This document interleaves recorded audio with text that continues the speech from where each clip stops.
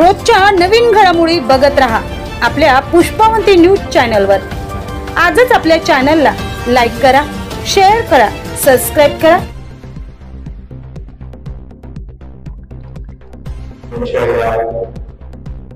समाजस्थळी स्मारकाच्या ठिकाणी मुद्दामून या ठिकाणी आपण ही आत्मचिंतन बैठक घेतली आहे। पंजाबराव देशमुखांच्या गावातून ही यात्रा सुरू झाली। एक कृषी क्रांतीचे जनक आणि दुसऱ्या हरित क्रांतीचे जनक म्हणून त्यांची ओळख आहे। खरं तर हरित क्रांतीचा हा प्रवास आत्महत्यापर्यंत येईल असं वाटत नव्हतं। हरित क्रांती झाल्यानंतर खरं तर उन्नतीचे दिवस यायला पाहिजे होते, पण आमच्या दारावर आत्महत्याचा फासा आलेला आहे। त्याचं चिंतन मंथन आपण केलं पाहिजे, यासाठी मुद्दामून नागपंचमीचा दिवस निवडला।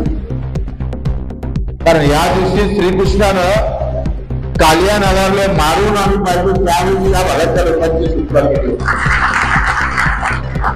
फिरता गणपती कशा पद्धतीचं हे आंदोलन राहणार आहे?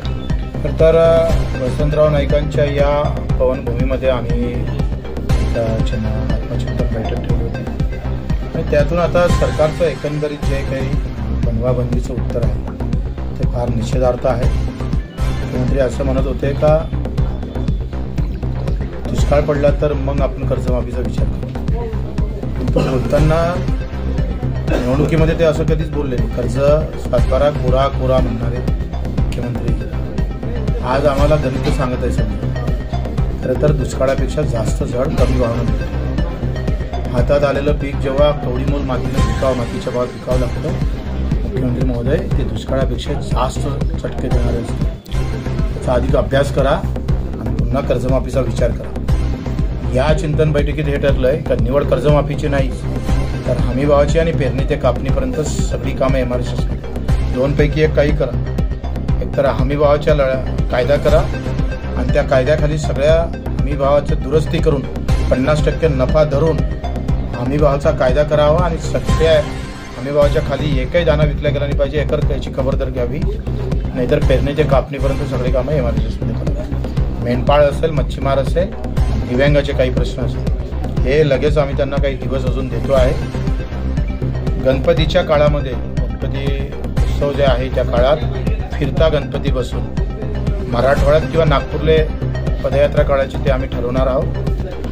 हा फिरता गणपती कुठं विसर्जन करायचं ते निश्चित नाही, परंतु फिरता गणपतीचं आम्ही पाहतोय तिथे आम्ही स्थापना करू आणि विसर्जन मात्र पदयात्रेनंतर ठरवू। त्यापूर्वी 9 ऑगस्टला मोदीजी आणि देवेंद्रजीच्या हाताला काळी राखी बांधून आम्ही निश्चित नोंदवणार आहोत। 28 लोकांसाठी सिंदूर यात्रा आपण काढली, ते चांगलंच झालं, पण 6 लाख शेतकऱ्यांच्या आत्महत्या झाल्या।